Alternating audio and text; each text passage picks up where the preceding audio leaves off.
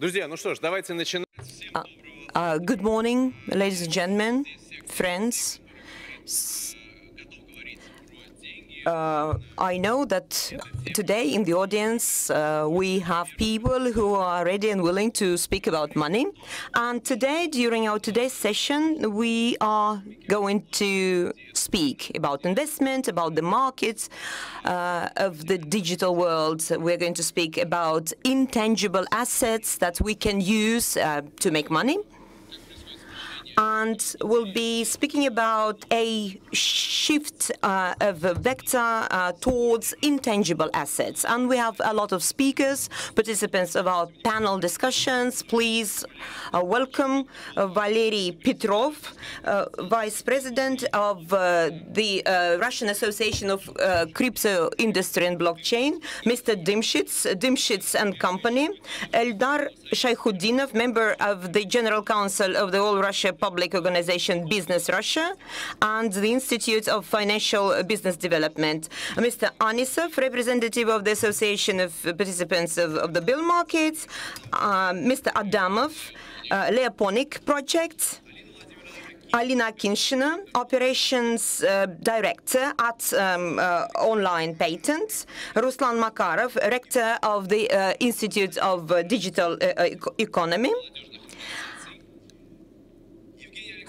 Evgeny Lokhmatov, an advisor to the Vice Rector of the High School of Economics. And Anna Kastire, Deloitte Legal SIS Managing Partner. So what we're going to speak about today. So some time ago, we used to live according to certain rules. For instance, we flagged to take a taxi, and we couldn't order a taxi in any other way but just taking a landline phone and calling. Today, we have Uber, we have Yandex Taxi, and they have changed our idea of the whole taxi business. And we have another new concept, car sharing, when we actually question the necessity to use our own car or to share the car with somebody, and shall we rent a car?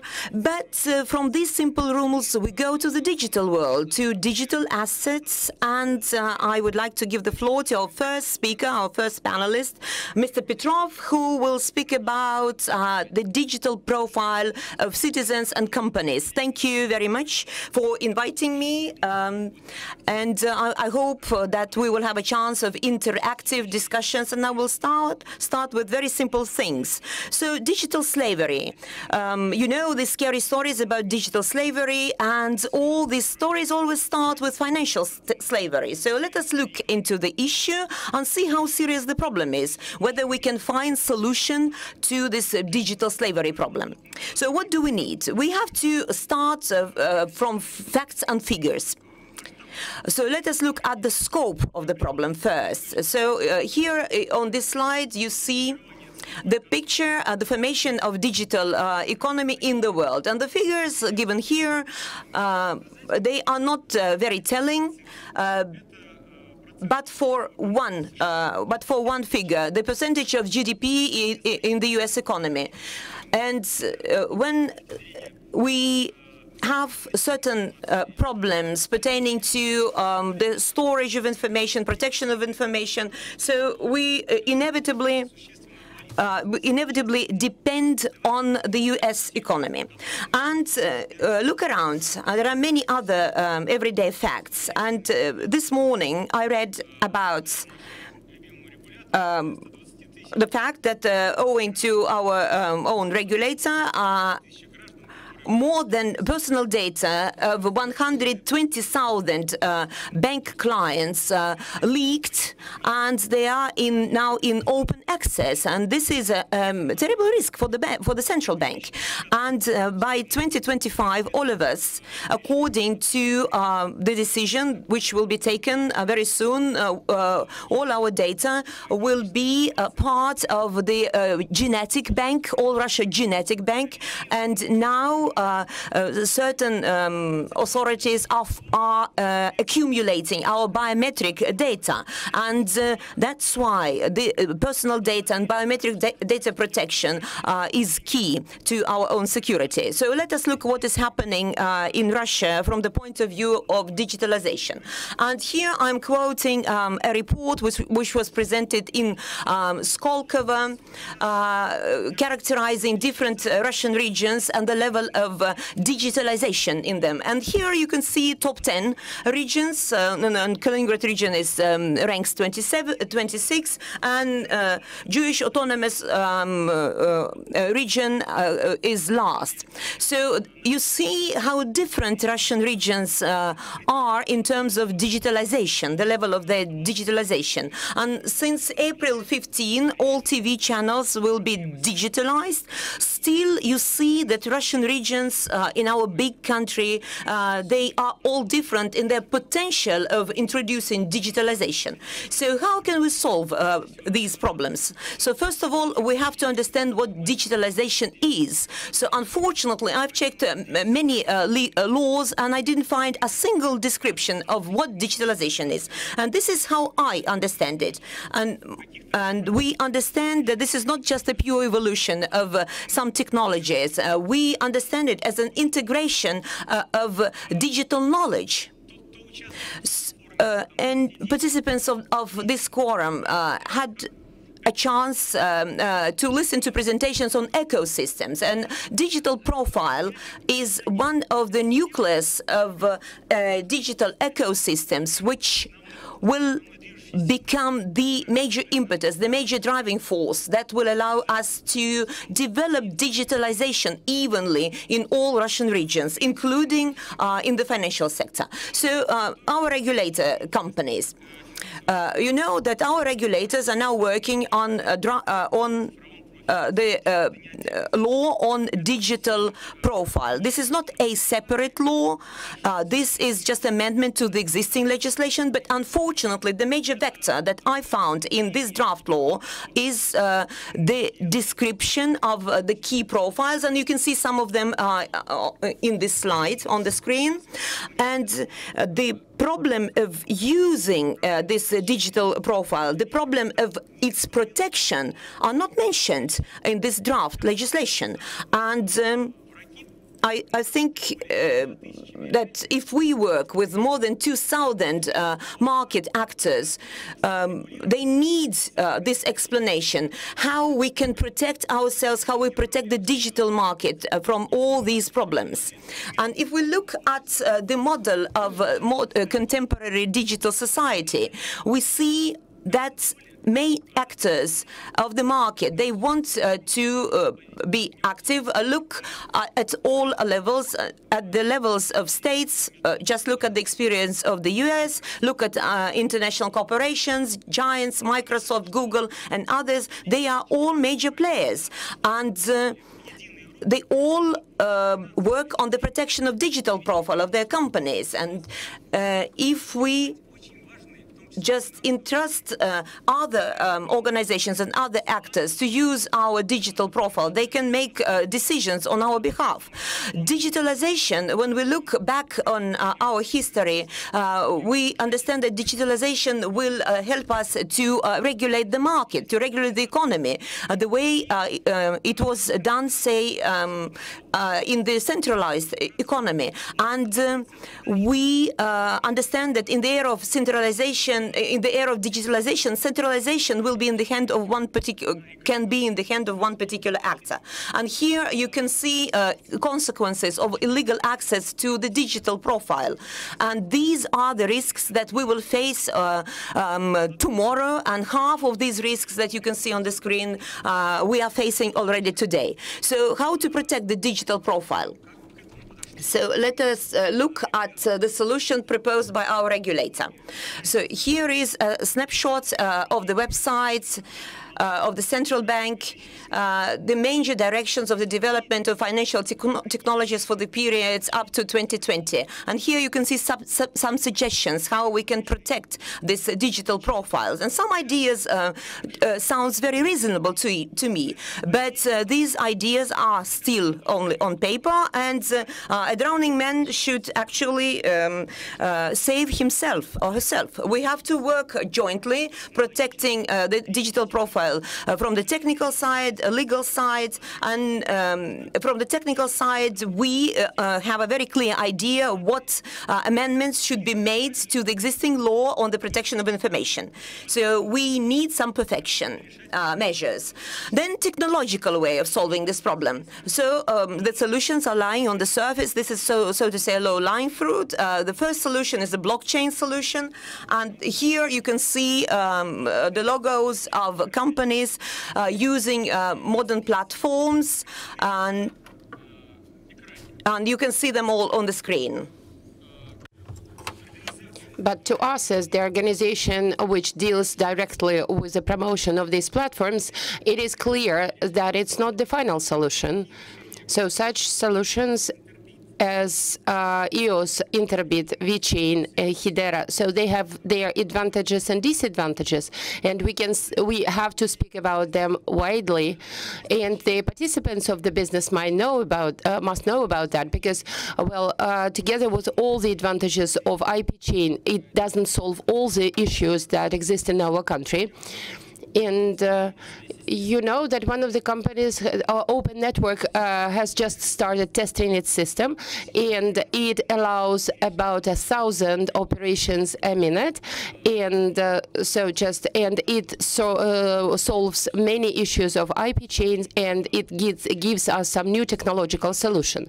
So when it comes to technological solution, I would give one example which we support in RunKeep. And it is supported. This solution is supported both by our company and international company.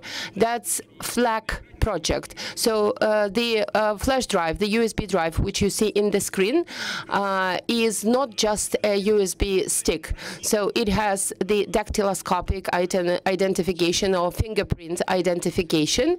So they will come out on sale, and we are the best in the world in this technical solution. So it means that we can protect our data much better. The data which we exchange, which we use both in business and everyday activities, can be really protected. So this unique solution can be very good in medical data exchange, and such a solution has already been implemented. So we have also managed to create a solution which includes 5 different spheres: the protection and management of digital identification data, then non-password and tough-out authentication on internet resources, then reliable, safe access to social and corporative networks, and then the trust to cloud storages, and then the use of BYOD, be your own device. Yeah, so then there are different issues and there are different solutions, and I have talked about them, and much depends on which way we take. So just if we think about some solution which doesn't require lots of agreements, whether it is public or private, we can create the favorable conditions for developing digital economy and data protection, both in business and in private life.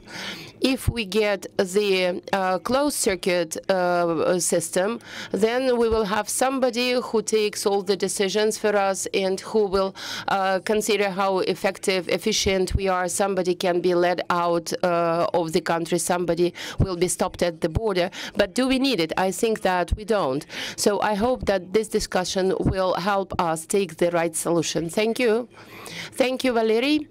And I've got a question. When you were talking about the human the digital profile. Lots of countries are already thinking about it. They're thinking about human capital in a digital form. But what I have noticed out of our interaction with Oriental countries, Asian countries, how can we solve the issue of competition between different platforms? Because as you also managed, they compete with each other. That's on the market level.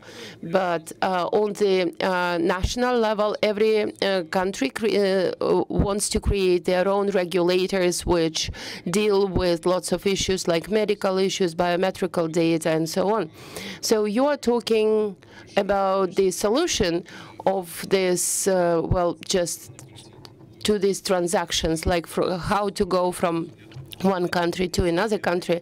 Even blockchain operates wider than one country. It goes beyond the borders of the country. Well, how can we overcome the barriers? That's a very right question, because the natural competition for data on different levels, whether it comes to big data or personal data, is going to grow. And I think that we have to choose the approach to develop the national system, which will make it possible to develop standards identifying the basic notions, basic terms, and basic fields which we apply to digital profile. And then we can think about algorithm on different levels which can accumulate the data.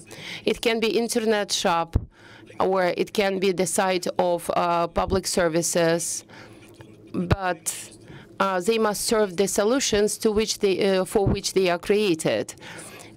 And then you can create some universal interfaces which will make it possible to cooperate, which will make it possible for all these systems to cooperate. And then you don't have to think about some centralized data storage, because, well, just in case it gets into the hands of somebody who can misuse it, who can abuse it, then, well, of course, it's better to think about some distributed system.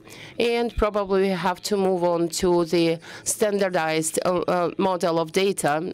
Yes, standards are the background of everything. And the first step that we have to make into change in the law is to accept the standards. Thank you, Valerie. And we are moving to our next speaker and money. We are going to discuss monetization. And I would like to give the floor to Mikhail Dimshits, the CEO of Dimshits and Partners. Good morning. The idea of monetization of assets must be accepted in a little bit different way. So just like from the opposite. So let's first identify some material assets or tangible assets.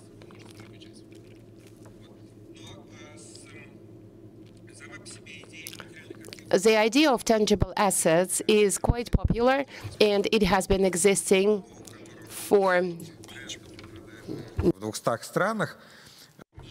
And so if we have a look at Coca-Cola, their annual turnover is about $37 million, $35 million, but McKinsey is 34 million, and out of billion, out of which much goes to the direct advertisement. So then there are some other assets like non-tangible or intangible assets. For 2 years, their goodwill has grown, and their trademarks has fallen down. So, but goodwill is very well regulated now. So, how is it regulated? There are lots of remarks that it has been evaluated by the criteria which are agreed on by many participants of the market. But if you check the company reports, like Coca-Cola reports 10 years ago, then intangible assets were about $50 million. How can they make such a growth? That comes out from changes in regulations, because the cost of trademark or the value of trademark is a kind of, well, thing on agreement.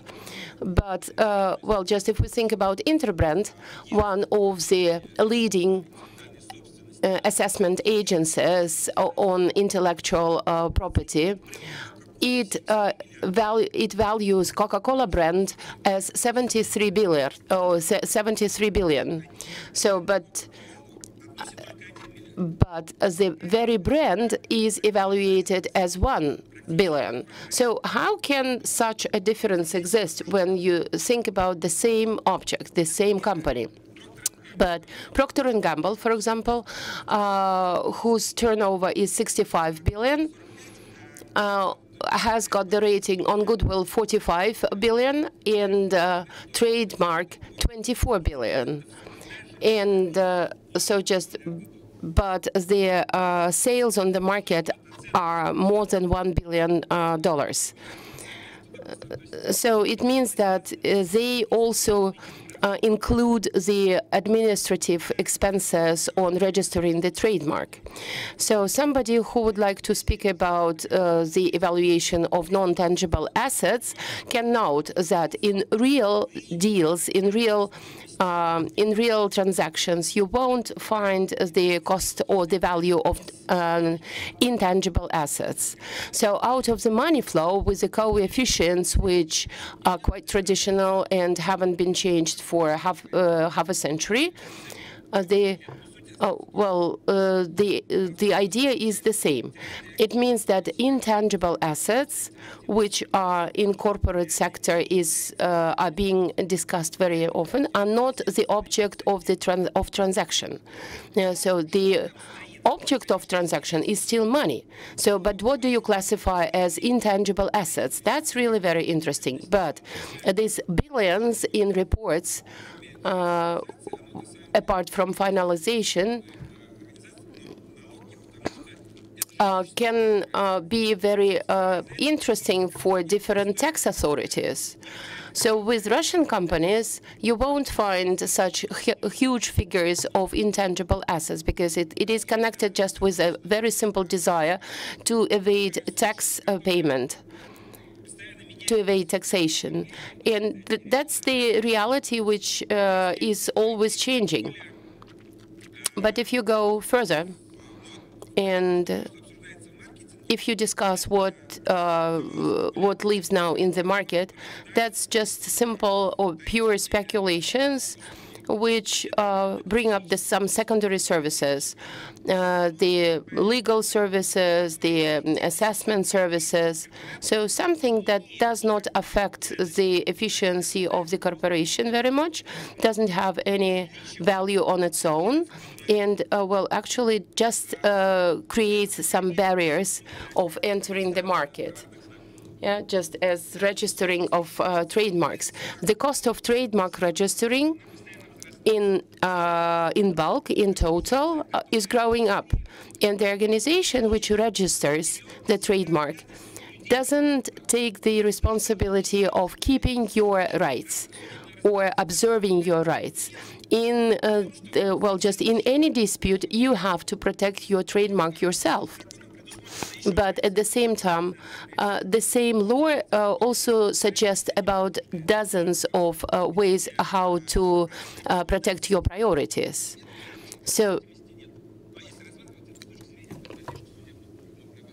but if you think it, if you analyze it from the legal point of view, there are lots of loopholes and lots of challenges. With the development of digital environment and big data, technically, you can trace the brand sales almost every day. You can track brand sales almost every day, but it makes sense to have it on a weekly basis. But the fluctuations of sales can make the market more volatile. So if you go down, let it be seasonal. Everybody must be happy, and or everyone must be running excited. Yeah, but this flexible character of market environment must must attract attention to some tasks which are actually about nothing. They are actually empty. So then the intangible assets, several years ago, when we spoke about the intellectual property rights, like when the writer published a book or wrote a song, and when everything was fixed on some tangible carrier, then they started speaking about the rights or just the protection of the rights of the rights holder.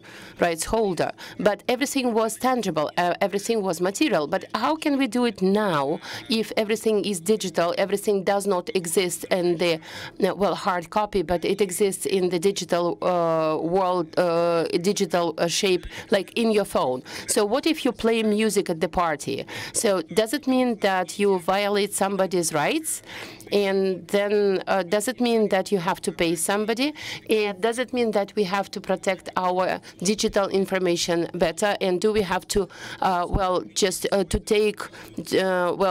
to start this kind of race, endless race of protecting our data much better? For users, that's much more complicated because over their lifetime, for example, I bought my first computer in 1991. So just the information which I have been keeping in my computer since that time is, a clear example of violating somebody's copyrights. Then we kind of criminalize of what we are holding and what we have. So just when we give the rights on some book or if it goes digital, then again we have to think about the value as non-tangible asset.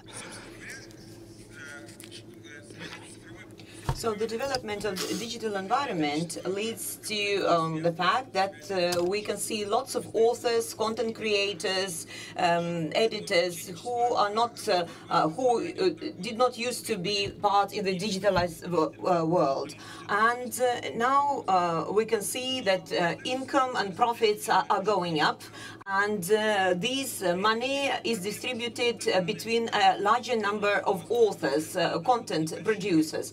And there are organizations which want to have access to this money, and they want to manage the money. And these organizations are set up, and in 6 months' time, they forget what their major function is, and they start striving for reaching their own goals and their own ideas. And if you buy, for instance, a painting and you paid $100 and then you resold it for 120, then 5% of this sum you have to pay back to the painter. This is just a metaphor for describing the model, how these organizations work, how they make money when they come to the digital market. And major actors of this market, they're quite unaware of what is happening on the market. And organizations similar to it, so they start looking for unknown painters having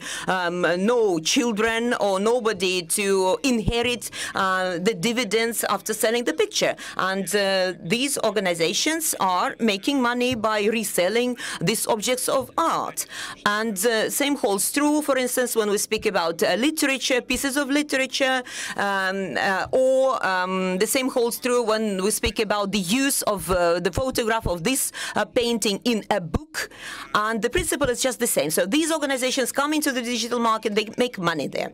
And of course, we understand that when we speak about intangible assets, collection items, and this is something that I'm very much interested in because I have been president of the Association of Stamps Collectors of Moscow. And you know that there are certain risks associating in the assessment and in the appraisal of this kind of assets. And of course, we we know that the state wants to have a clear idea of what is happening on the market, how things are assessed, and the state wants to have information on virtually everything, even where we plant bushes, on our land plots, and appraisers actually they submit this information.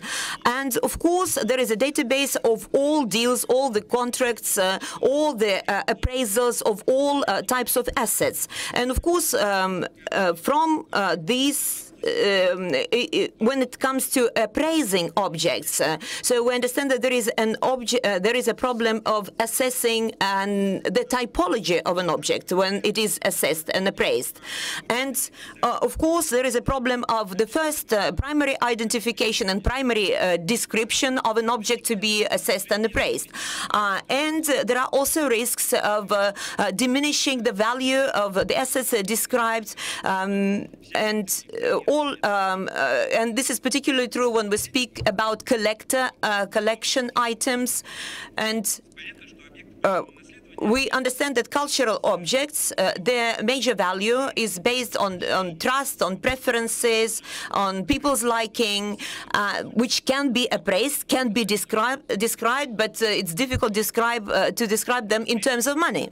And of course, the biggest risk is that cultural objects are they are numerous in numbers, and it diminishes their value. It may diminish their value. And of course, there are other risks, fiscal risks, and also risks limiting our property rights. And in the United States, for instance, if you take an object of art, you don't pay any taxes. And if you do the same in Russia, the tax is as high as the price of the object of art or culture object. So this is also a risk, a tax risk.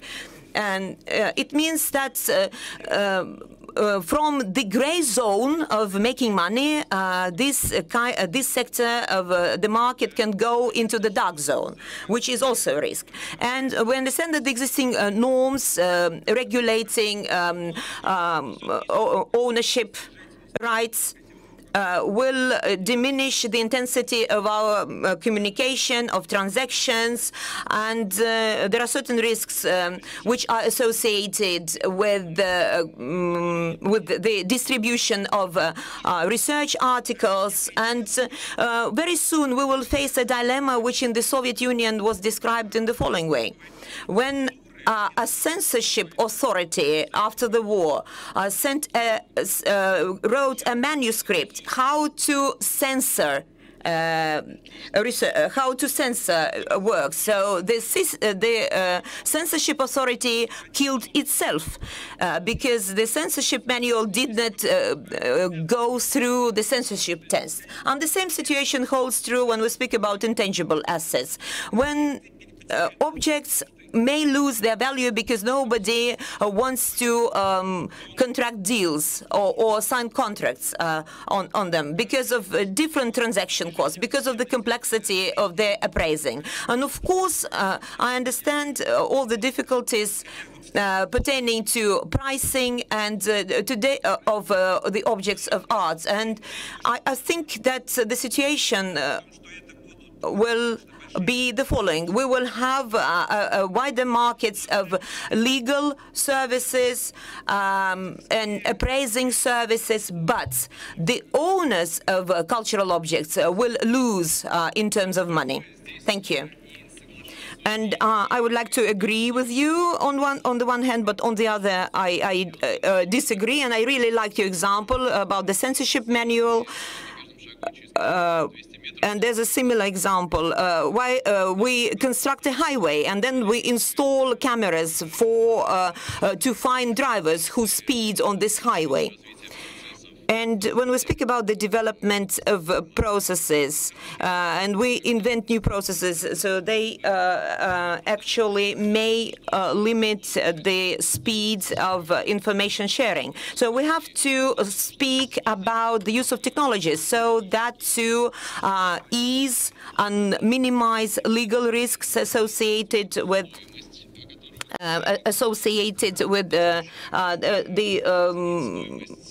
cultural objects markets or intangible assets markets. For instance, how to appraise a brand. And when I was going to from the airport, I saw a lorry, and the lorry was all lit. And then immediately I remembered about a commercial of Pepsi. You remember this TV commercial of a lit lorry bringing Pepsi to a small city. But you can imagine how much money has been invented into the recognition of this brand. Yes, when we speak about recognition of brands, I can say that by November next year, this Pepsi brand will be less recognized. And we have, of course, numerous examples. And we, as specialists, as experts, we understand that this is the money, this lit lorry is the money that we have missed. And fortunately, people don't have good long-term memory, and then they very often forget about this commercial. And if we want to ensure the recognition of the brand, this is an animal that we have to feed all the time. We have to invest into the recognition of the brand. And if we have to invest into the recognition of the brand, it is not considered to be a real asset then. And I would want to comment on another issue, corporate brands that we discussed with my colleagues in my organization. For instance, this beautiful green of Sberbank, which is very, very well recognized.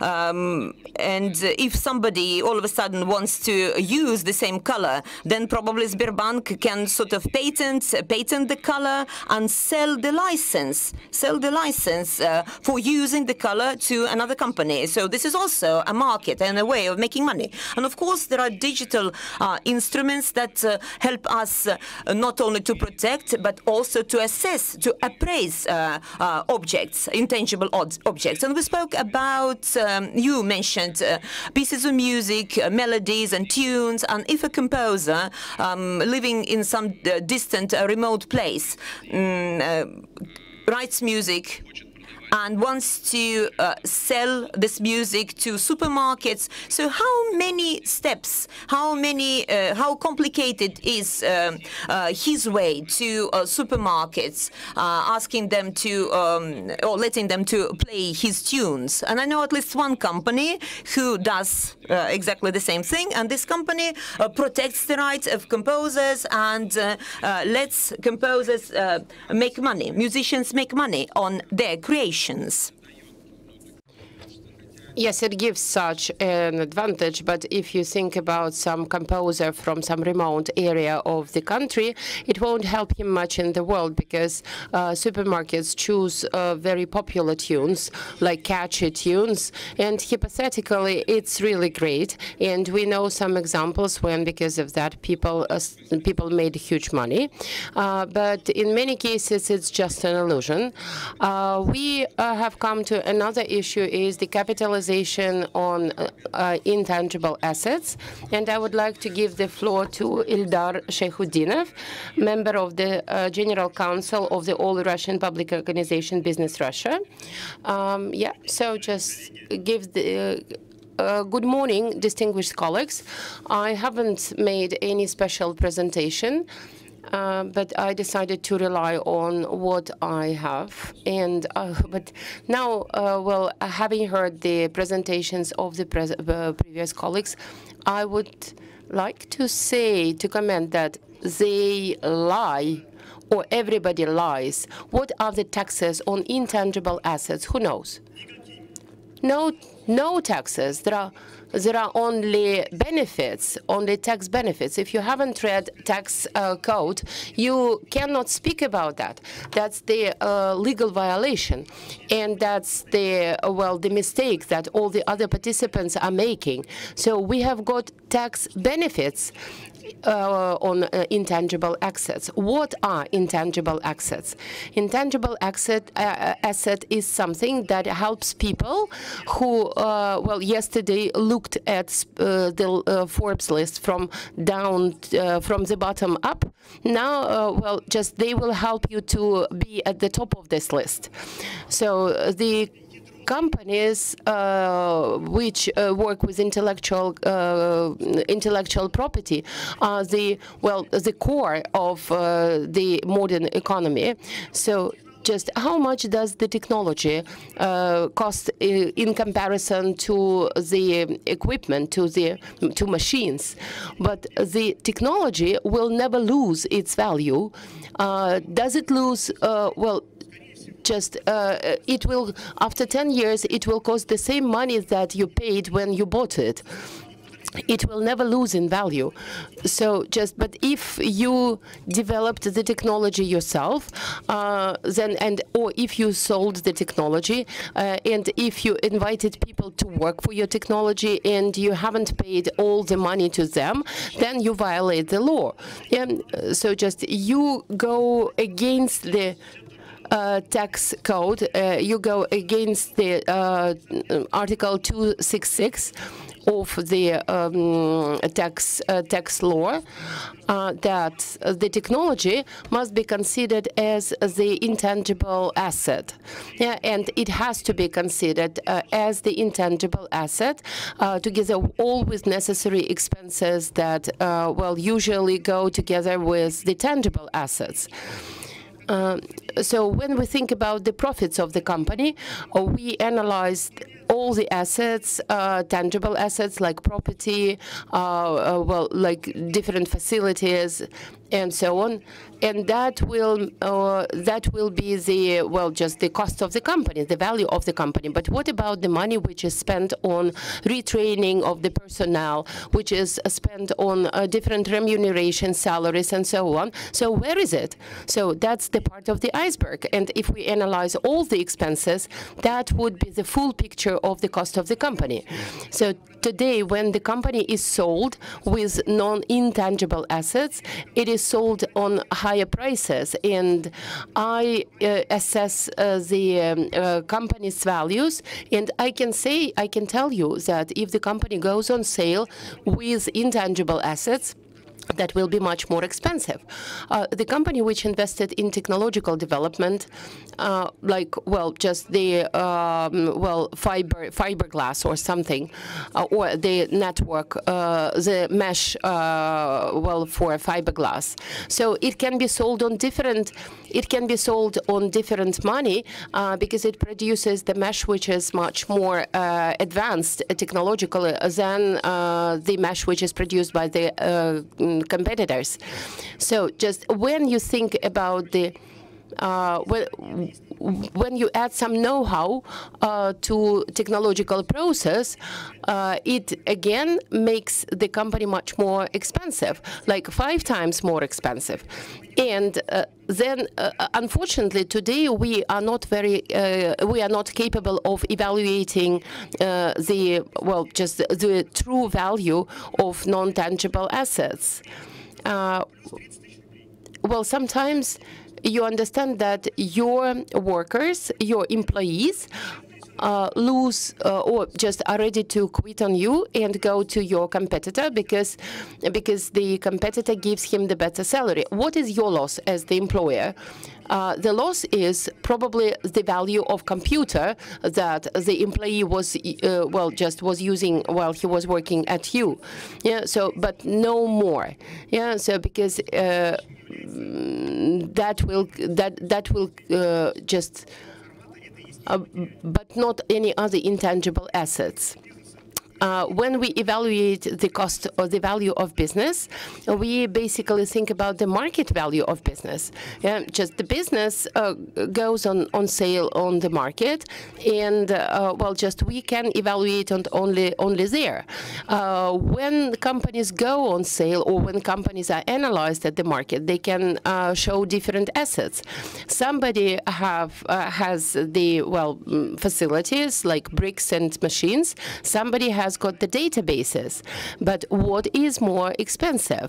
When you sell database, you sell it to the insurance companies. Yeah. So well, just when we take a taxi, when we take Uber taxi, so we pay money, but we pay to the insurance company, and then insurance company gives the money to the taxi company. When it comes to some smaller business, well, we try to identify how much the assets of such business cost. When they borrow some loans in banks, they took the loans on 20%, 12% interest rate. Today we will be speaking about that in Onyx 1, in the whole Onyx 1 at 1 p.m. So just if you are interested further in these issues, please come up to our discussion and we will talk about it. Thank you, Albert. I remember that when it comes to Uber, the original assessment, I don't remember the name of the professor who calculated, who estimated. So, but he said that the Uber cost about $7 billion, but he didn't include into his assessment the well, this net effect or network effect, how the drivers communicate to their customers. And well, just that's well, how often we use the service and how much the price or the cost does depend or depends on the service. Well, I haven't spoken about the capitalization of Uber. Uber costs today much more expensive than the whole country of Ukraine. Yeah, so that's how it works with capitalization. You haven't mentioned the methodology. Certainly you have got some methodology how to calculate and evaluate the company, and there are several methodologies, and I think it's a very interesting case because a month ago they discussed in Germany how to evaluate the IP companies, whether they can apply the traditional methodologies and whether the evaluation process can be automatized so that you can provide some kind of financial scoring of these objects. We automatize our methodology. So I mean that you have combined several methodologies, you have tested them, and what? No, first we relied on the words which or on the question that Valentina Matvienko asked the Federal Council. So she said, she asked how we can evaluate the intellectual property rights. Well, together with my colleagues, in 2016, we developed a standard to evaluate intangible assets of intellectual property. And we exercise 3 approaches to this evaluation, to the appraisal. So the well, just people, the experts who conduct appraisal of intellectual property are quite few in Russia. Well, just because they are kind of unique specialists. Because when you do that, when you conduct this, you have to take into consideration lots of elements and components, like the compliance with some particular norms, the efficiency time, and efficiency time also is identified or is calculated by many companies or by many organizations, institutions in different ways. So when you think about that, you have to compare different parameters, because well, just when you think about benefit, you also have to think about the cost of use. Будут, как их нивелировать, и самое главное, какие. And you have to analyze what the benefits of the enterprise are. So I think about the protection, I think about the rate on sale and the investment and so on. Well, yes, and well, I can turn your attention back to the beginning of your speech, when you mentioned that I lied when I talked about the taxes. But I think that you have to consider different aspects, like content aspect and tax aspect. So there are different ways of brand development, and there are various things that you consider when you develop a brand. Because if you think about the expenditures, different types of expenditures, like advertising expenditures, then just you can have some absolutely different figures. And if I discuss it as a consumer, if I discuss it as a buyer of a brand, I'm not going to discuss it. So you have to proceed from the business and economic practice. And you have to structure the assets. You have to think about the ways of optimizing your taxes. And every time the customer looks at the real value, at the real cost. So this is a dialogue, not this dialogue, but dialogue in general, reminds me of somebody who wants to get a job. So what is your salary? 100 or 150 something, and everybody who during the job interview, employers want to assess and evaluate the competencies and set the salary depending on the set of competencies that this person has, and assessing investment into this person and a profit that the company can get having hired the person. Now let's go back to assessing, appraising intangible assets. And I would like to give the floor to Alexander, representing Novy Vek Bank. So, well, I was a little bit afraid that my presentation will not be seen. So when I would like, first of all, to thank the organizers for inviting me to take part in this discussion. And when I saw the topic of this discussion, I immediately thought of two concepts, money and assets. And for a banker, these are two things that I work on and with on a daily basis. And all the decisions that I make pertain to these two concepts. And at the beginning of my presentation, I would like to say that tangible assets or intangible assets for a banker is a secondary question. The most important thing for me as a banker is assets. Either they can be sold or not. Either they're durable or not.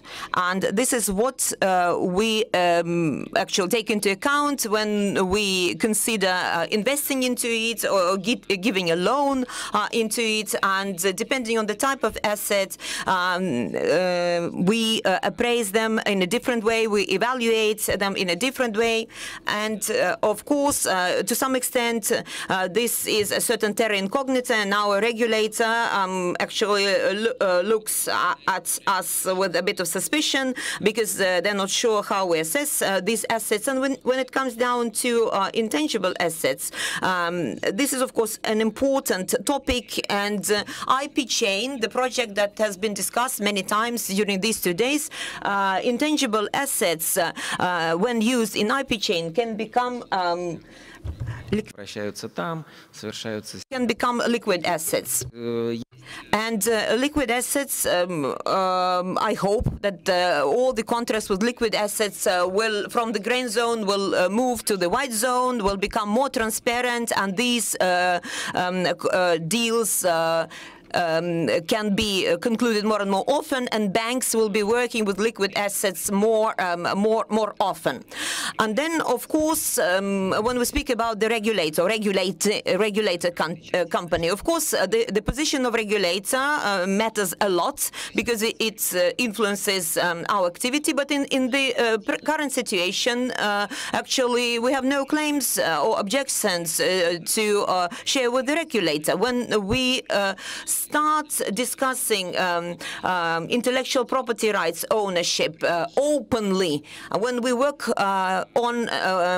out some suggestions, then we take these suggestions to the regulator. I don't think that the regulator companies will be very conservative. I'm sure they will make a step towards all of us.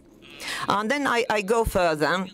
So in competitive economies, intangible assets play an important, a decisive role. And my colleagues and previous speakers mentioned it in their presentation. And material assets come second. And now when we appraise or assess the end value of any product, intangible assets play a significant part. And intangible assets, to the larger degree, form competitive advantage of companies, competitive advantages of goods and products and services, and ultimately the position of the company on the market.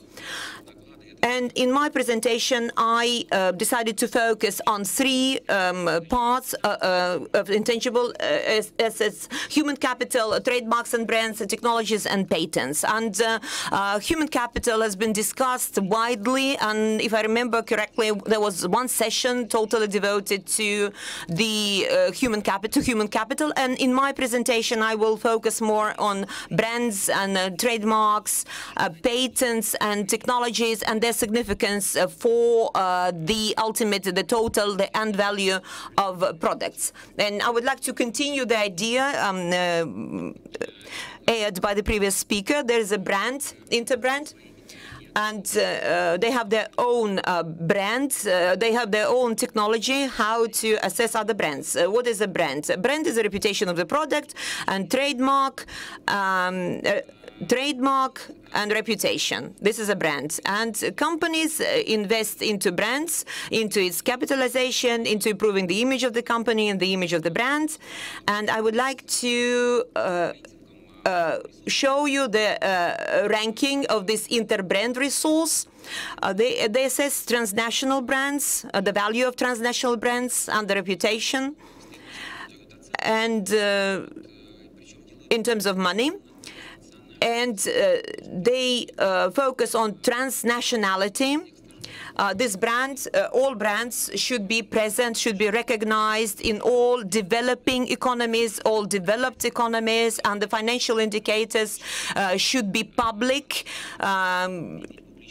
And the brand to be recognized, it should have a public profile. And they assessed almost 100 brands, and I would like to show you top 15 brands in terms of their value. And here you can see them in this on this slide. And they've been following these brands for almost 20 years. And the leaders here are the data from the year of 2000. And this is a very telling slide. And Coca-Cola Company, as Mikhail said, the brand Coca-Cola is worth 73 billion US dollars. And I didn't know that the Coca-Cola Company, on their balance sheet, in their financial reports, they assess their brand as intangible asset much lower than the data of the company that I show you now. So what conclusion can we make from this ranking of companies? The overwhelming majority of leaders are come from North America. And only 3 brands, Toyota, Mercedes, and Nokia, come from other regions of the world.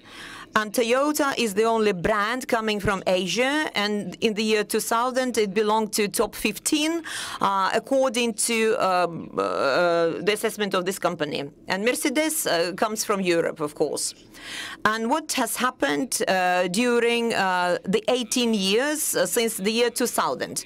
And here you can see a completely different picture, and top 3 countries are completely new brands which did not exist, which were not in the ranking in 2000. And Apple, Google, and Amazon. And of course, Apple is the leader, almost 217 billion US dollars. And then Google and Amazon. And these brands, they are not only promoting themselves, their goods, their products, their intangible assets. They also sell in their markets, they resell products produced by other companies, for instance, apps, for instance, software, programs, IP products. Then it's a market. They use their own capacities as a marketplace for other producers, for reselling their goods and services.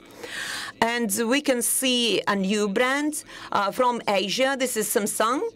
And you see it ranks high, and it's almost forcing out constant leader Coca-Cola that has been in the top ranking for many, many years. And Coca-Cola 15 to 20 years ago was one of the most expensive international brands, and Samsung is catching up very actively. And then Toyota company is an interesting example because it has strengthened its position in the ranking. I don't know if you remember it or not, but 18 months ago, Toyota announced its new plan, a new strategy for its development for 2025. All models of Toyota cars can be bought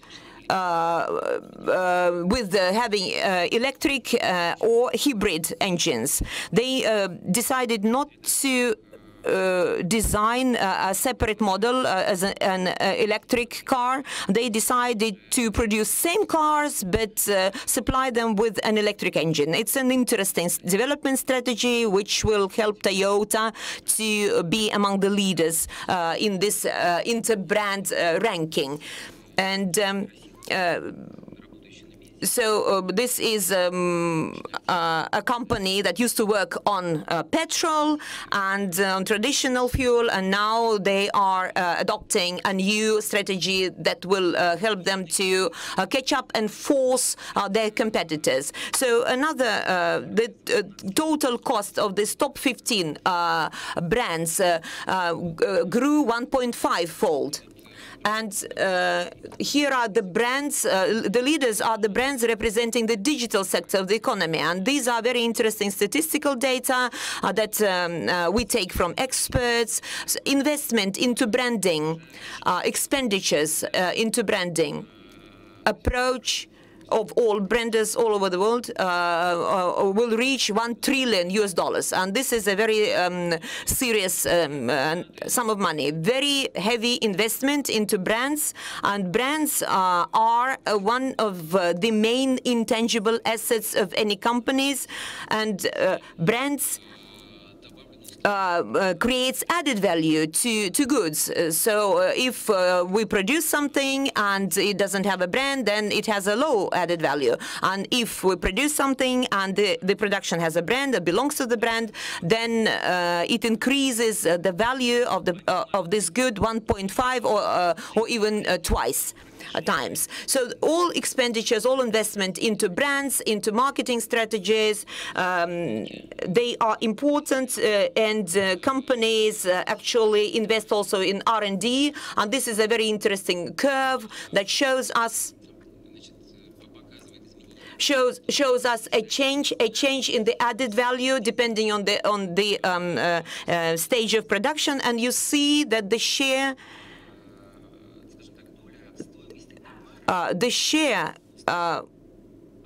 in the cost of product goes down, and the production costs are not expensive. Companies now know how to produce goods in developing countries. They save on their production costs, and the cost of material is not high, but companies invest into design, into promotion, into marketing, and you see that this curve looks like a smile. And developing markets, and it shows us that intangible assets, they take the major share in the cost of the product. So the Stone Age ended not because there were no more stones. It ended for other reasons, and in the new era we have to be prepared for the new coming era, the era of digitalization. Nobody is going to wait. What I mean, petrol will always be petrol, oil will always be oil, but technologies, they go faster to bringing more progress to our life. So some more statistical facts. I said that companies invest into R&D, and I didn't find some exact data of the total investment in R&D, but I managed to find a report on the World Organization of Intellectual Property on how many patents are registered worldwide in the world, how many patent applications are submitted, and I noticed a trend, a growing upward trend. More and more patents for innovations are issued, and the leader here is China. Has been later in 2017. Almost 1.5 patent applications was filed by China, and in the US only 600 patent applications and 200,000 from China, from Korea and Japan, and of course Russia 37,000 patent applications sent by Russia to the World Patent Organization. And in the year 2017, the number of actual patents in effect are 14 million, and 3 million patents are in effect in US and in Japan. And of course, we understand that Japan this year leads in the number of applications for patents, but it doesn't mean that Japan will get all the patents and these patents will be commercialized in the long run. I understand that many companies try to protect their intellectual property rights in China because China is the fastest growing economy in the world, and they Chinese companies want to produce goods at a larger scale. And I also wanted to tell you a few words about smartphones. Everybody has got a smartphone, and smartphone success was defined by the success of intangible assets. The cost of final product, the cost of materials, is not very high. It's not more than 20–25% of the final cost. The cost of R&D is about 40–45%.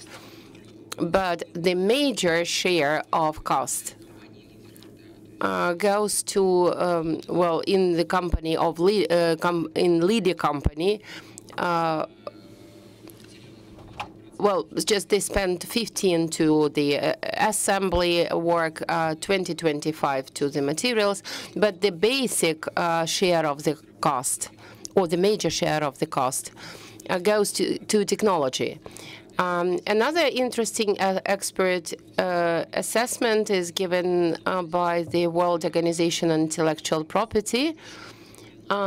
Since 1990, about 30–35% of all the patents that have been given out are about smartphones. Not exactly about our smartphones, but about technologies or production or some other stages in producing smartphones. Here I would like to get back to banks. Banks are really interested in liquid assets. Then it means that the, well, credit organizations, banks are interested in liquid assets, and the technological or digital asset is becoming a very attractive object at the market. Yeah, we discuss legislation about digital assets. And it's not only about the intellectual property, which is going to be digitalized, but the shares and, well, shares of the Russian companies. So it means it will make it much easier to have this share turnover. It will reduce the paperwork, and it will make the market more transparent, and it will save some transaction costs. And in general, that will be very good, very beneficial for the market. I also made my own comparisons, and I would like to make it known to you that banks are used to working with securities, with shares, but so far they don't know what the copyright is about. But copyright does not differ very much from the shares of the company. So if you have got some share, you might have some access to the management of the company. But if you are a minority shareholder, you are interested in just some price raise, and you are interested in just value rise, and in some dividends. The same goes about copyright. So copyright can become more expensive, and it can bring you some dividends, or it can bring you some interest. But if we think about some copyright market, the participants of such market, like banks, investors, and some institutional funds or institutionalized funds, they can enter this market and create some extra liquidity and bring their own funds and, well, make this market more alive or lively. So the final point that I would like to say, paraphrasing some familiar words, I believe in the bright future of digital assets, and it looks really promising. Thank you, Alexander. Yeah, copyright must be a kind of guarantee that you can use for further investment, or collateral that you can use for further investment. But I have got a question to Galina Akinshina, who is not only the general director, but she is also a patent notary.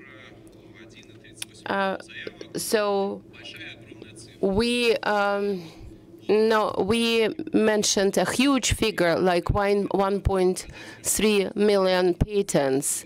What does it tell us about patents that were, applications that were submitted by Chinese market?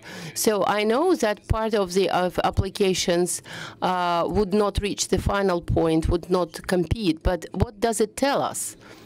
Can you comment on that? Yes, thank you, of course.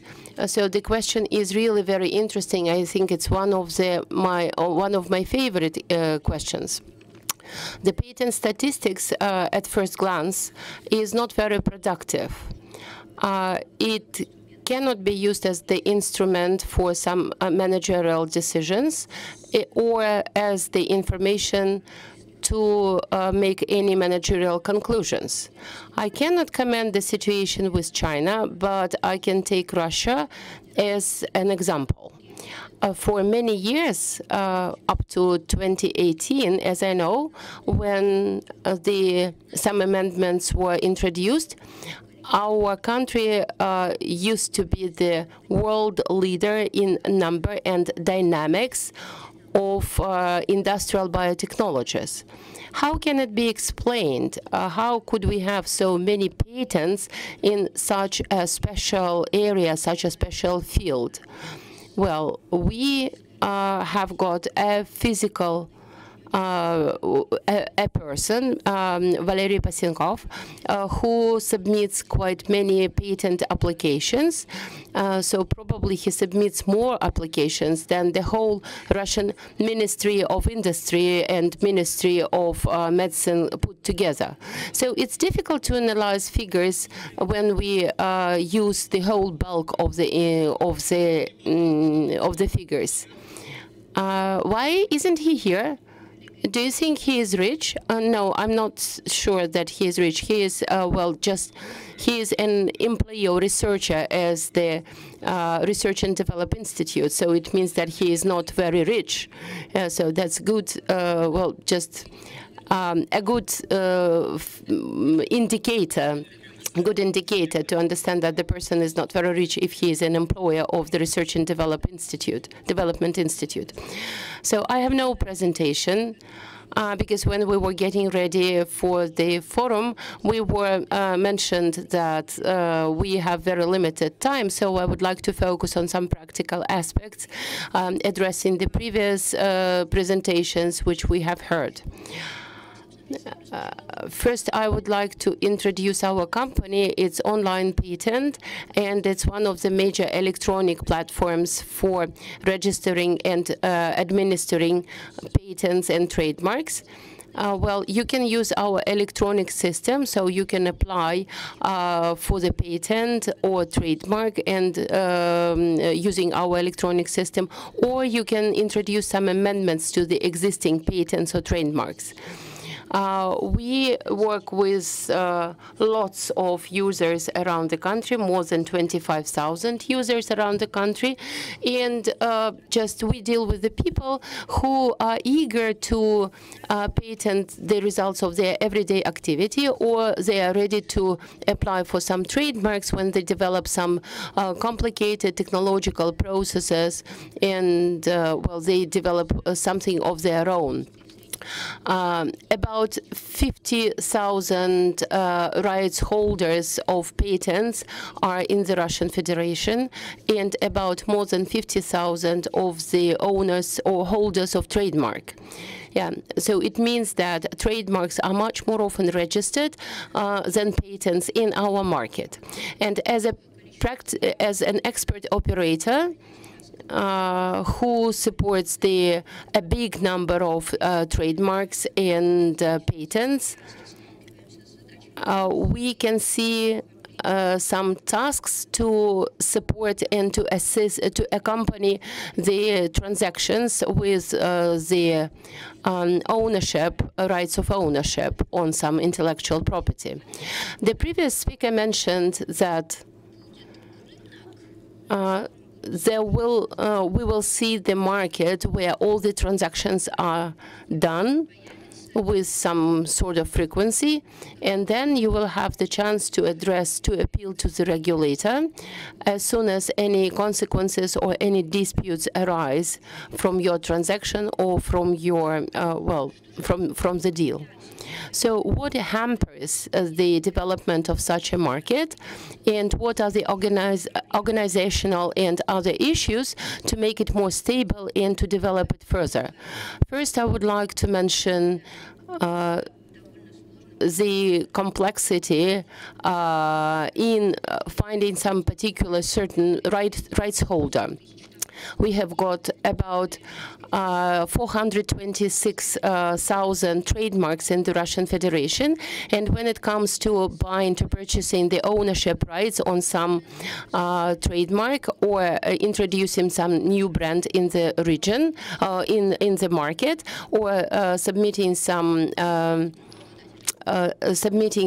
applications in the patent agency, we deal with the issue of finding their trademark or property rights holder. Sometimes it's really difficult to find the real holder because the people change over the time, and sometimes it's difficult to keep in touch or to get in touch with the rights holder because the methods and the methodology of communication gets obsolete, and it doesn't work all the time, doesn't work efficiently.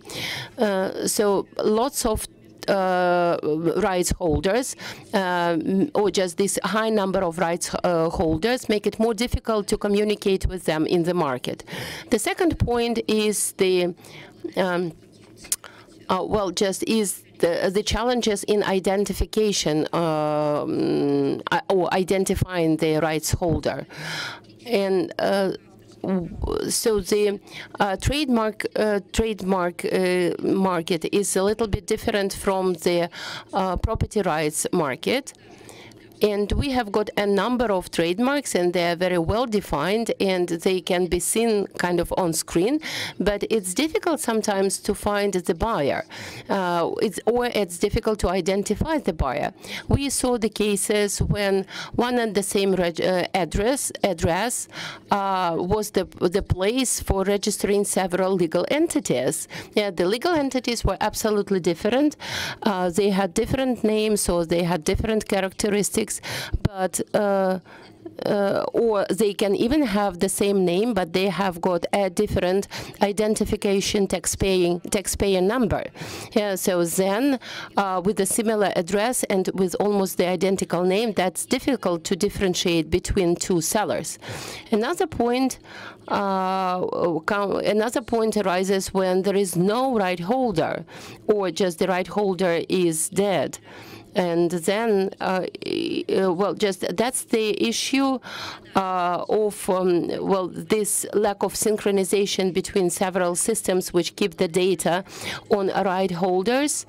Then just then we have to file the Liquidity Act, and we seize the rights of, or just we seize the ownership rights. Another issue that people might have is the complexity of evaluating or appraising the trademark. So we are getting more and more experienced in this, and I can express our general opinion that we have to have a reasonable methodology in express evaluation that can that can allow the customers go without any expensive legal or legal evaluation. Probably we have to have some kind of price standards or some price list which can be used when we discuss the evaluation or appraisal of the trademark. It's a very important issue because we very often see in our practical work that we become the venue, we become the platform of making different deals or transactions between the customer and the seller. So, but then we have the issue of identifying the price, how we can balance and how we can become reasonable in identifying the price and appraising the value. So it means that we have to have some instruments that we can exercise, and our overall community can also use them.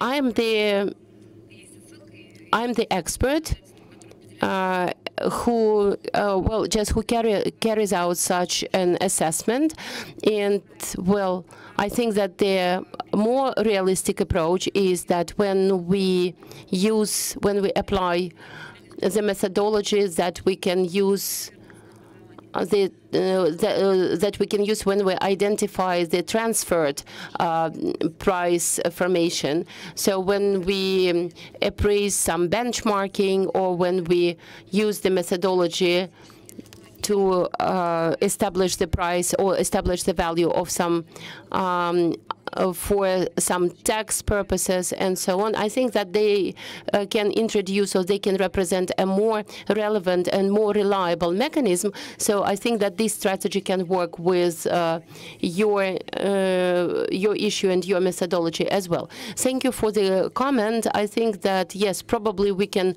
use it, or at least we can study it. The third point, which is probably the least relevant for the entrepreneurial community, is some issues in the registering procedure. The procedure itself is not well, clear and simple. So, but at the same time, it gives some protection from some from some inconsistent decisions, inconsistent solutions, so that the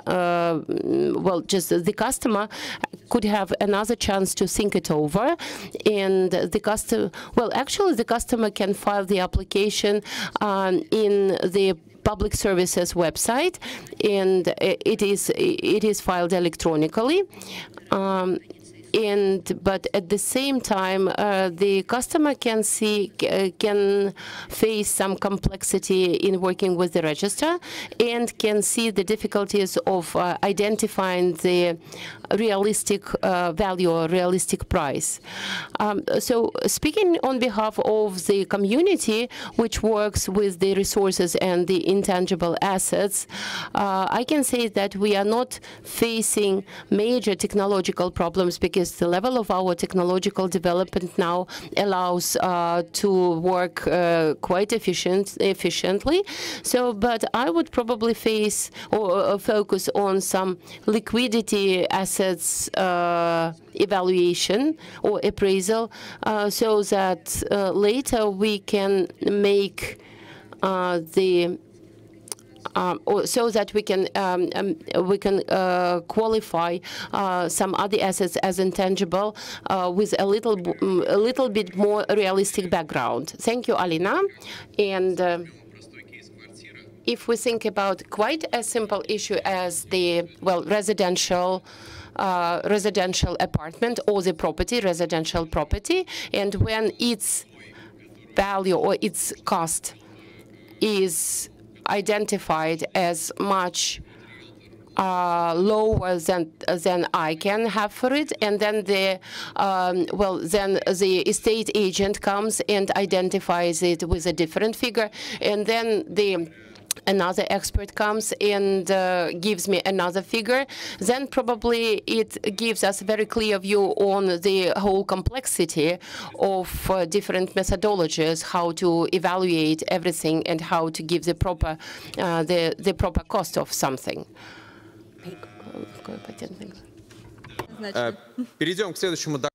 So I know about quite a useful resource, which is patentcemetery.net.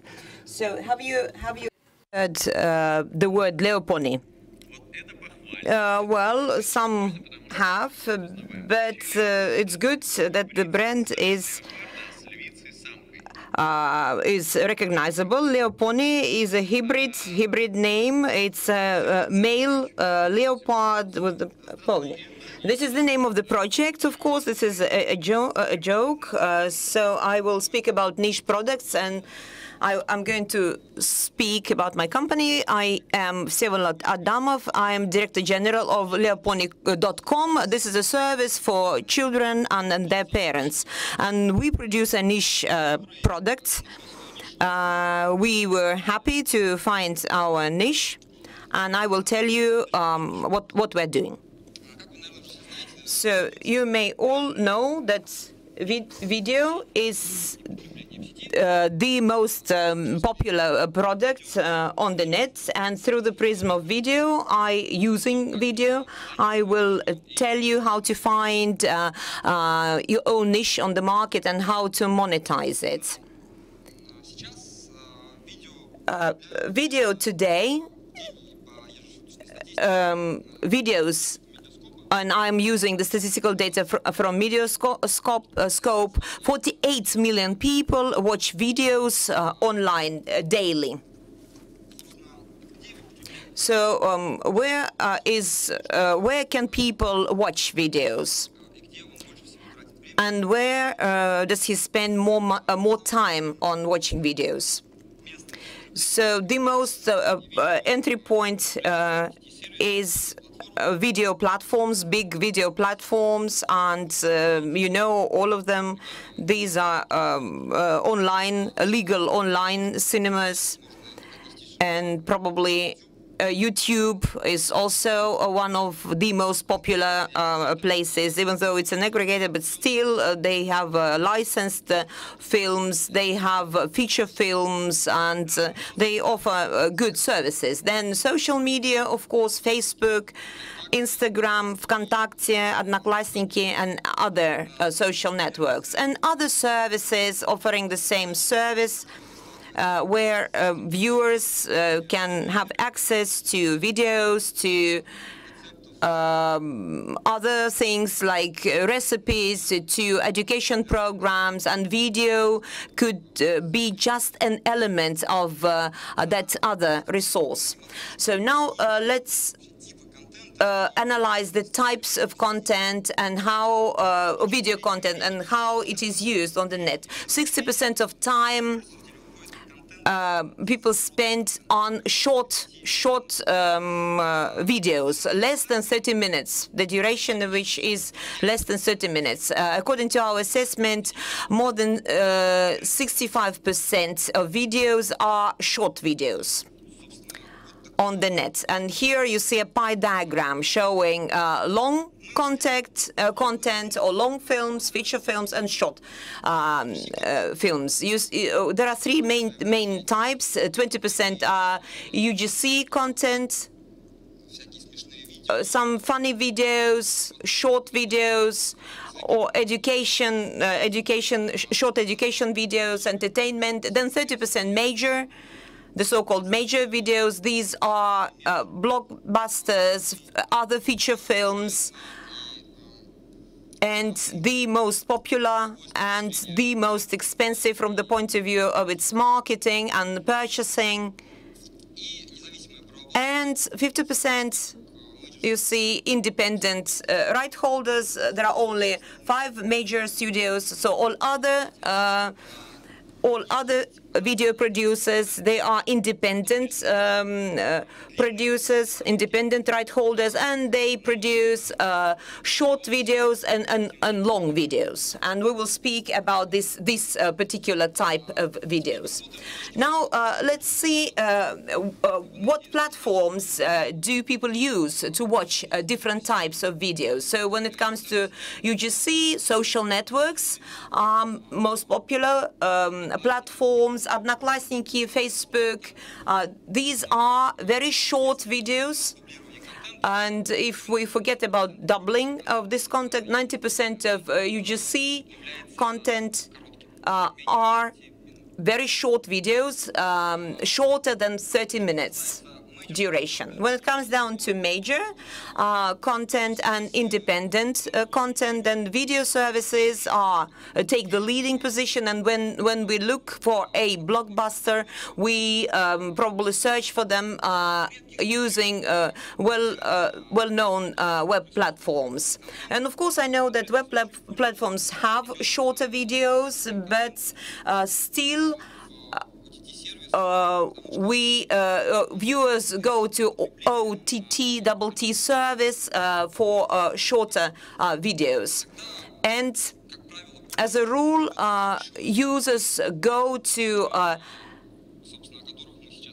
niche sectors of the internet, and my company, we actually function in this niche sector of the internet. And these niches, this other niche, different from UGC and majors, allows you as companies buy or produce short videos and gain your own audience. And we did exactly the same. We've been working on a project for 6 months, and we managed to find our own viewers, almost 2 million viewers.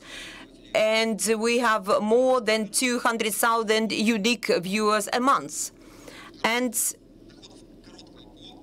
the profits that we get is quite impressive, and we have enough potential for increasing the number of our viewers, and this is another evolutionary stage of our development in video production. Thank you, Vsevolod. And thank you, Alina, for reminding me about the time schedule, because we are behind our time, and we're passing over to another topic. And I'm giving the floor to Ruslan Makarov. rector of the Institute of Digital Economics, president of the National Foundation for the Development of International Youth Organizations. And I will start to speak very fast because my colleagues actually spoke at length about the most important issues pertaining to the topic, and my major conclusion is about the inability to use financial instruments to intellectual property rights. Today, regulators, and they're not flexible. We have been trying to work with them during 20 years, offering some solutions, and we worked with different banks, and we worked with the existing banks and with those who lost their licenses. But I understand that banks work on a single market, and very often solutions that banks make pertaining to intellectual property, they are not even there in Russia, they're beyond Russia. But when we speak about innovation today, especially in the digital economy, this is a must.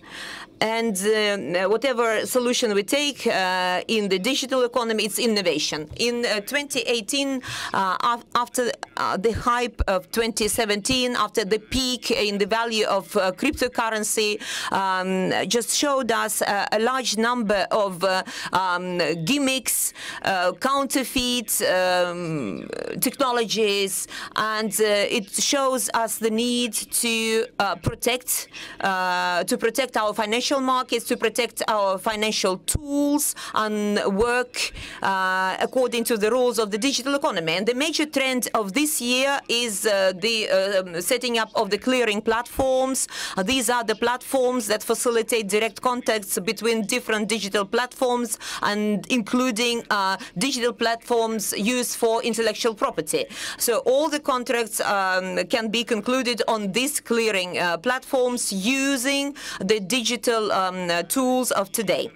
And the markets in Asia and in the US, the market in Europe is moving closer and closer to this clearance platform, and new concepts appear.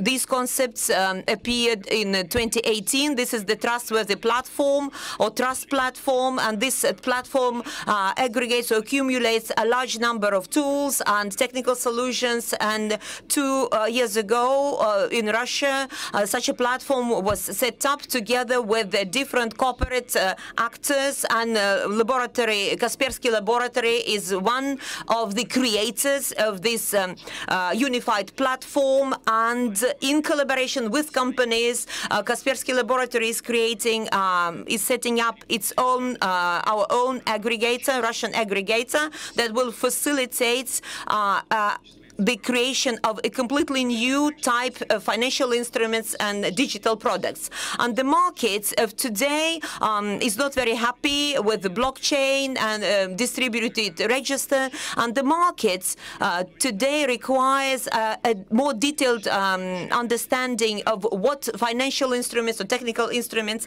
are to be used. And big data solutions are, and blockchain and big data solutions are more efficient when it comes down to the IP protection.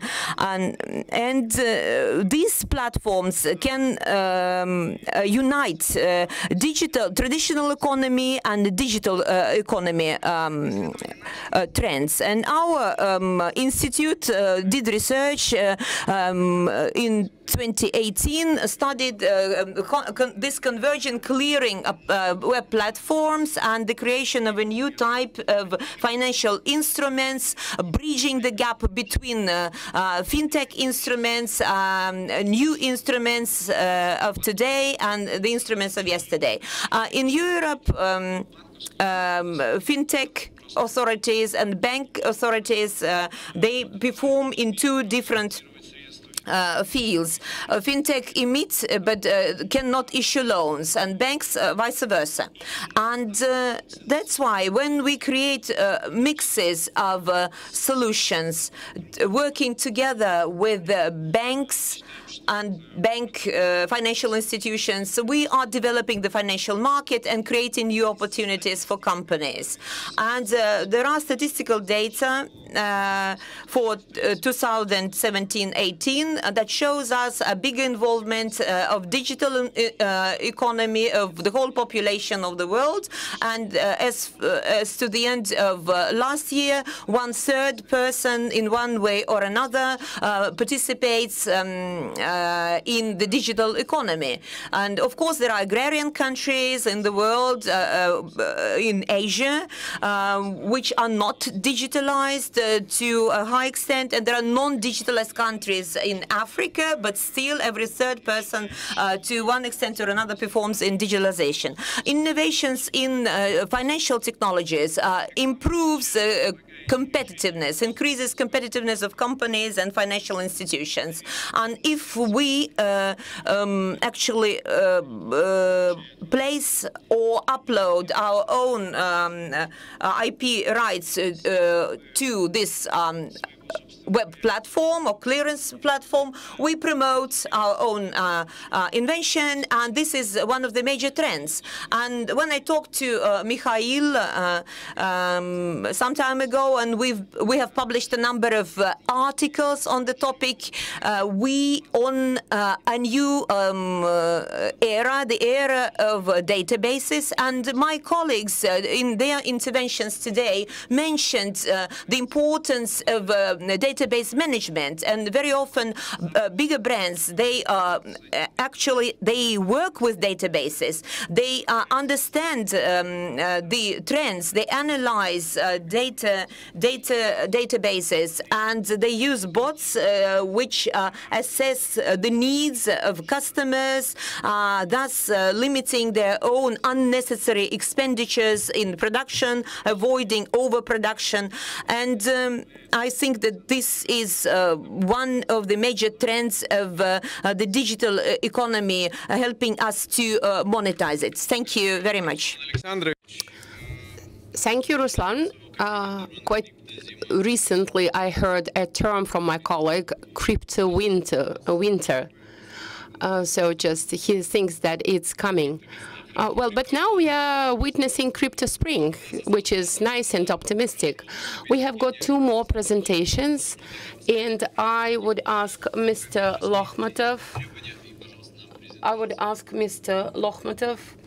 Who represents, who is advisor to the vice rector of the High School of Economics, with his presentation. I agree with Roman in terms of regulator, and I think that I'm not unique in this agreement. And with the opinion why new innovative products have so many problems in moving in the market. My colleague spoke about some interesting things about innovative products, but my topic is quite simple. But I think that sometimes simple solutions make it possible to bring some great effects. And for a number of years, we have been speaking about some issues with the real economy sector development.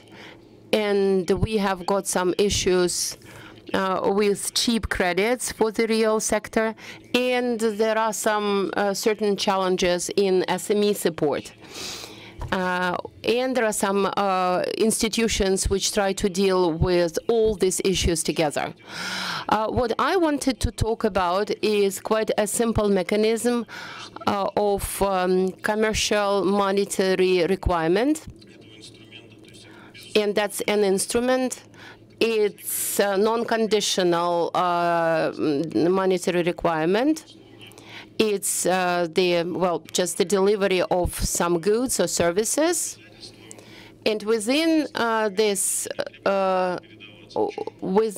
agreement, the commercial monetary requirement cannot be passed over. But it can work only with the enterprises of the real sector of economy, which are not the members of the financial market.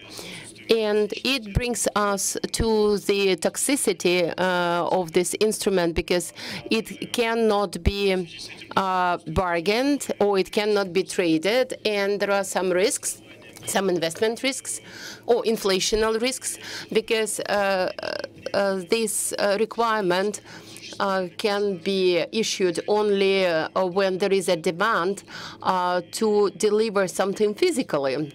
It's not something intangible, but it's something which deals with some real things and real work, real services. The third point is unconditional character of this requirement. As soon as it is issued, all the participants of this process share the responsibility for the conditions or for fulfilling the conditions.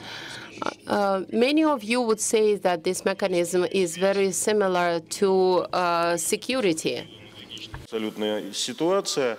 To a security. Yes, it can be true, but the Institute of Security is corrupted in Russia, is discredited in Russia, because the mechanism which used to be quite actively used in the 1990s was mostly used for some corrupted transactions, because there was no valid instrument which could verify the instrument. Which could verify the security. As soon as the color printers appeared, actually it was so easy to counterfeit these securities that they were absolutely unreliable. So, but we have got 2 points in this system. That's the commercial monetary requirement and the system of transactions, the informational system of transactions. The function of this informational system of transactions is to verify the commercial monetary requirement. Then it also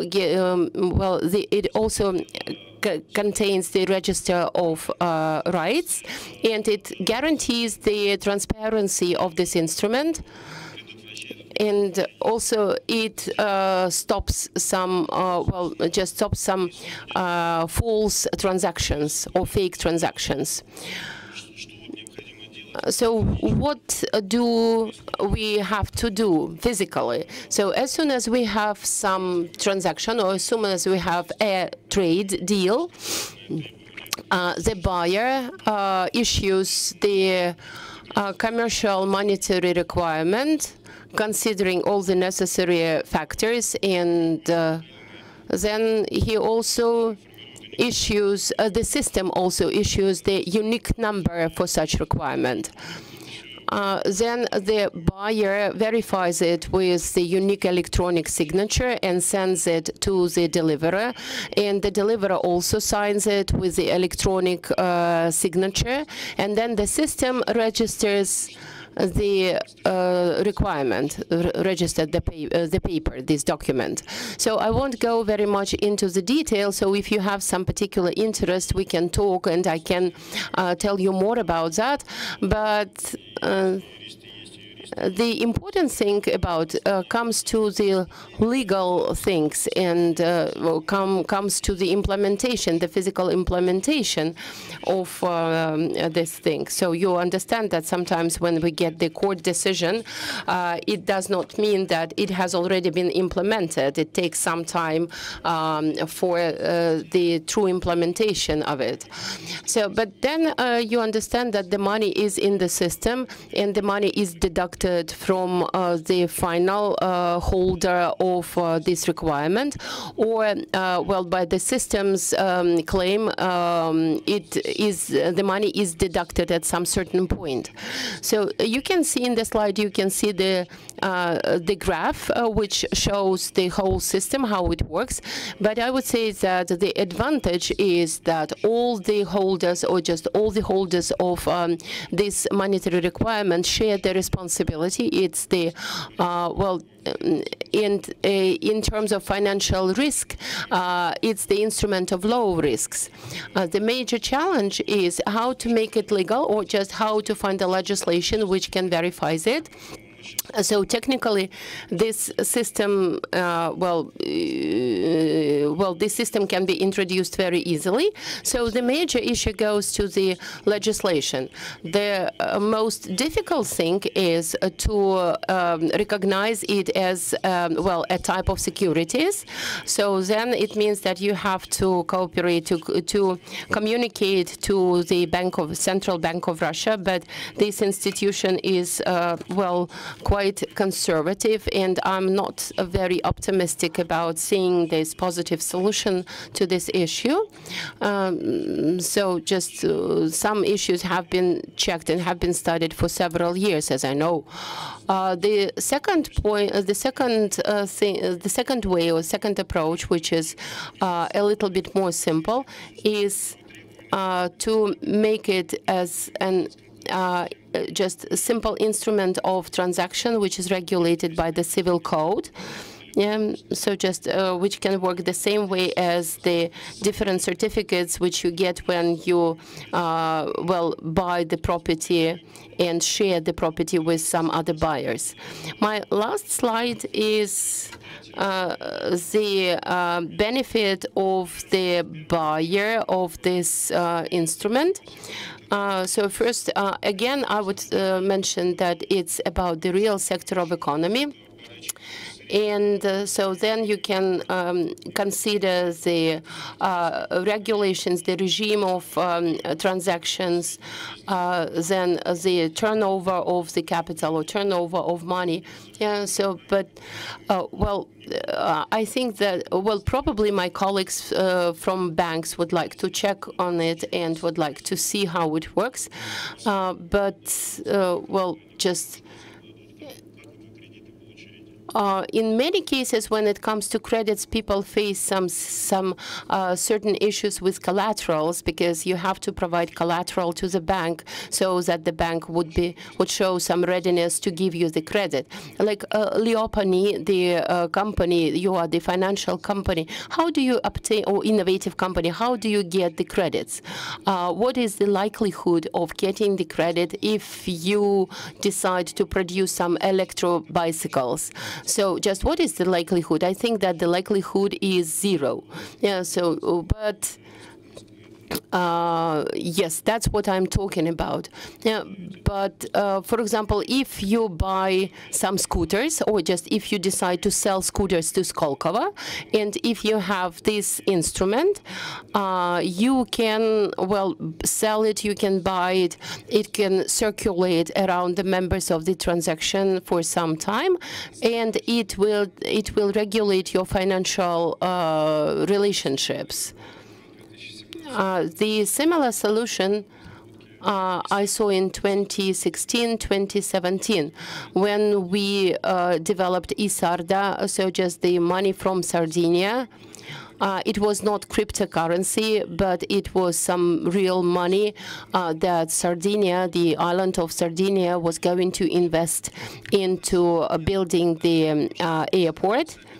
So, but and they had some real issues, some real troubles with it. So, but then they decided to develop the unique or the common electronic system, which could function only on the island, and which could be shared by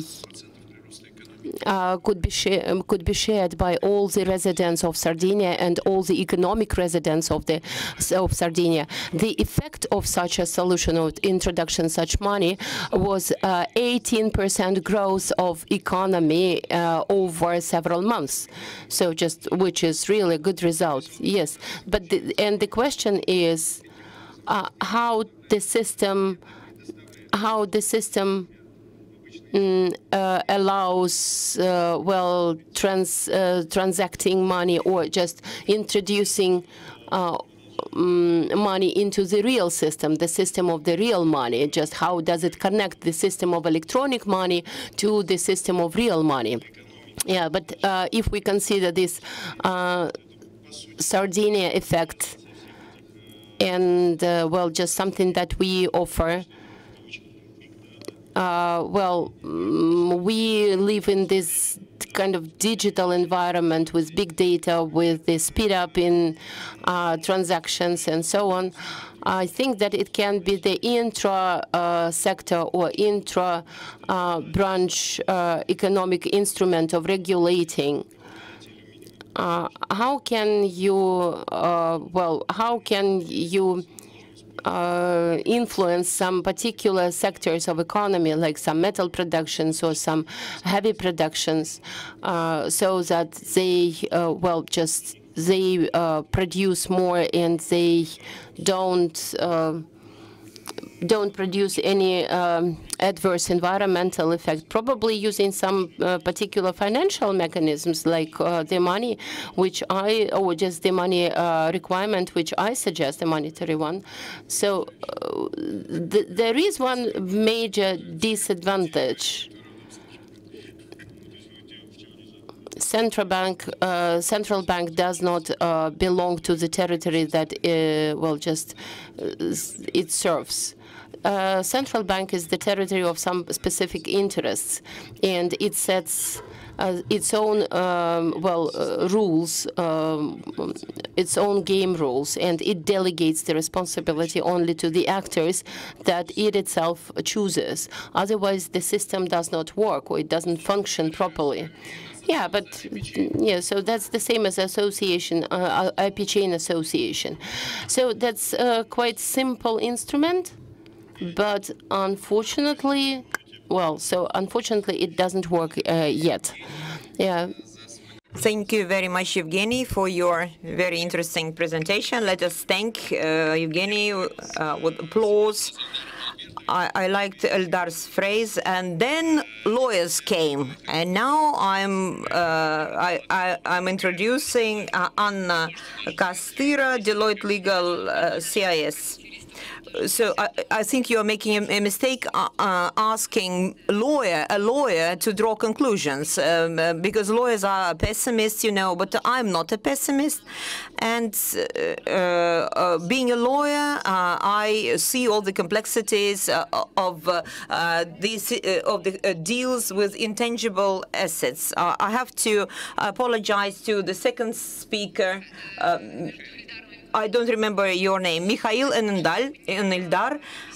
I support Mikhail's point of view, his pessimism, and I would like to speak about the difficulties that we have to overcome very soon. All deals with intangible assets, in principle, not REITs, but intangible assets. And we have to understand what we mean by intangible assets, because all our inconsistency in terminology leads to a situation when companies leave our debates, our clever debates, completely confused. They go back to their companies without any understanding how to conclude deals on intangible assets and what legislation to use. Intangible asset deals need legal regulation. Need legal regulation and legal support to be profitable. And these kind of deals require much effort and time. So I myself, I am in localization of technologies, and I run lots of projects when we use a technology, introduce it and localize it.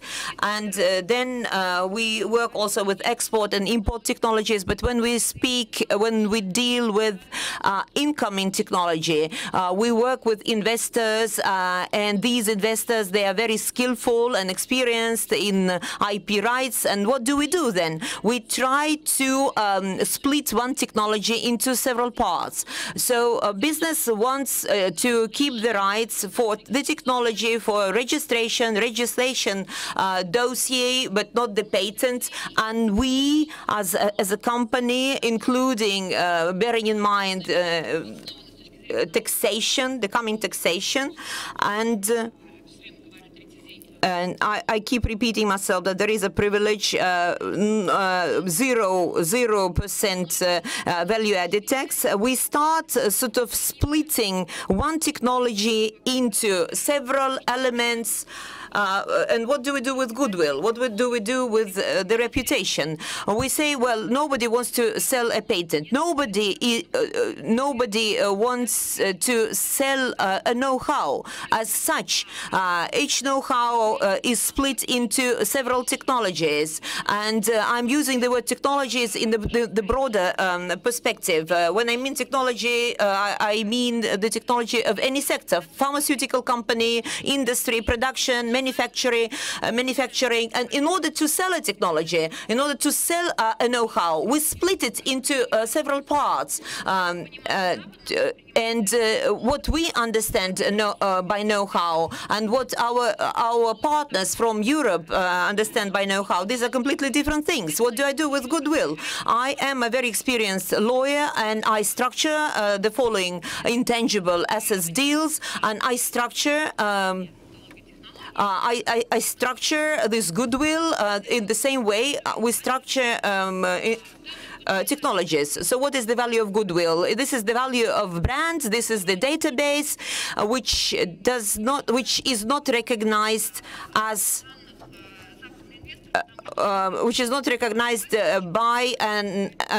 as goodwill by international investors. And goodwill, and there are different databases of clients, of raw materials, so on and so forth. And a database is a very good object because it doesn't have a value-added tax, and then goodwill is included into brand, because goodwill we are losing we are losing goodwill in this contracts because the idea of this contract is not to keep the technology as such when it comes to Russia, but I want it to be adapted without heavy taxation consequences, and I have to conclude a deal in such a way so that taxation authorities didn't send me any claims. What is a technology being introduced? This is a technology that produces a good economic effect, that produces actually results in good products. And databases is something difficult to tackle. It's very difficult to transfer the technology rights. Using databases. Why am I so emotional? Because we are lawyers and we look into the financial side of any contract or any deal, and we want to bring more technologies to Russia, and we want them to have good economic effect. But in order to bring technologies, we have to split these technologies into separate parts to avoid this negative taxation consequences. We have 16 types of objects that we work with. And we need to work on the typology of objects, and we understand that there are very complex objects like domain names. So what is a domain name? And is it a means of individualization? Yes. And the protection of domain name is when we speak about court claims, how can we conclude a deal on a domain name as a means of internationalization? I cannot do it because a domain name is not subjected to the existing laws. So there's no such a concept as a domain name in the Russian legislation, and I cannot find any other way out. If I cannot follow the existing legislation, I can maybe split this domain name into separate component parts. And why do we do it? Well, I am going back to the theme of our forum. Our existing legislation on intellectual property we have to follow the rules of the IP legislation of the country issuing a license on intellectual property rights. When it comes to our legislation, the shape for us is more important than the essence of law. And I refer this to the relevant authorities who create these barriers. And I, as a lawyer, I see another barrier that I cannot but mention, which is connected with this digital environment. I don't know whether it is for the good or for the bad of it. When we speak about assets, when we speak about conversion, when we speak about digital assets on the internet, so we cannot follow the old rule, who is the violator, who is the breacher, or this or that provision of the existing legislation. Do you remember the Telegram case? When Telegram stopped working for some reason because IP addresses were closed, and the Telegram company has a distribution network, and it's very difficult to close it. And Roskomnadzor is a separate case, a separate story. This organization, Roskomnadzor, follows the existing Russian legislation and tries to block a website. Then lots of companies and private people face losses. And I know quite a lot of people who suffered because their IP addresses were placed on the same servers as the Telegram IP addresses. But Roskomnadzor did not take this fact into account. Roskomnadzor wanted to block Telegram, but without thinking that Telegram server is home to IP addresses of many Russian companies, and these companies concluded agreements with the Telegrams on the provision of these services and for storing this information. And those companies suffered. And when we speak about risks, when we speak about creating money, when you start going digital, you have to really think about the consequences, where you commercialize your goods, where you find your partners, because this is a trivial question, but an important question. And HR services, some services died together with the lighting closing. And these are all the risks which result from the digitalization. And when the central bank actually prevents us from having an organized crowdfunding market, sooner or later we will have crowdfunding. We will have crowdfunding platforms. And then again, another topic, regulator, Roskomnadzor and other regulated companies, they have lots of rights, and it's very difficult to send a claim to regulators and to defend their rights. And I don't remember a single court case when expenditures were compensated or losses were compensated. For instance, those dead HR services who suffered from Roskomnadzor, they could have actually filed a complaint and take the matter to court. But we understand how difficult it is to do it. So I want us all to be cautious, to understand the risks and the consequences, and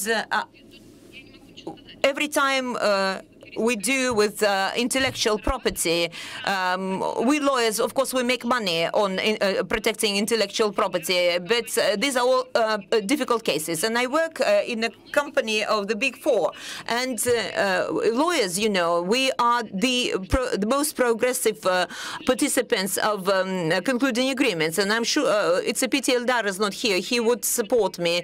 So when we want to register intangible assets, companies say, well, I want to put intangible assets on my balance sheet, but auditors are a real problem for our companies because our Russian standards on auditing, it's not even last year, it's many years ago. And so contracts our standards, SBO standard, does not let us put anything on the balance sheet when it comes down to intangible assets. And we, of course, we lawyers, we take into account these 5 criteria, how to identify an intangible asset. Then I have to prove that it is an identifiable asset. I have to put it on my balance sheet, and then I have to follow all these regulations when preparing for auditing. And it's very difficult to appraise an intangible asset, and it's very difficult to change the value of an intangible asset, to repraise it. Since intangible assets do not have, they are not integral parts of appraising markets, we have to really bridge the existing gap between companies, appraisers, and auditors. And very often I talk to auditors. I explain them the assets of intangible assets, the essence of deals with intangible assets. So I think that we have to have a better revenue, turnover, transfer of intellectual services, intellectual property, intellectual products. And as soon as there is a market of IP products, we will provide a legal service for you, and we will let you do everything that is not prohibited. What is not prohibited is allowed. And of course, that we have to proceed from the existing legislation, but we want this legislation work, and we structure deals the way we can. Thank you, Anna, for such a conclusion. I agree with you absolutely. I only add that money and demand in the market can change. A person can change, a customer can change the market and economy, and can change the regulations, because regulation barriers change. They undergo some changes. It's difficult, but they do. But if it's not about change, well, we will be only coming together and talking about it. So, but we have to see some real change. But that's what we are doing here now. We have spent, or we are to spend 3 days to talk about some changes. So we have been talking about money, and money as the instrument to change the economy. Well, I'm Anton Pronin, the director of Skolkovo Center. I wish you very productive work further in the day. I express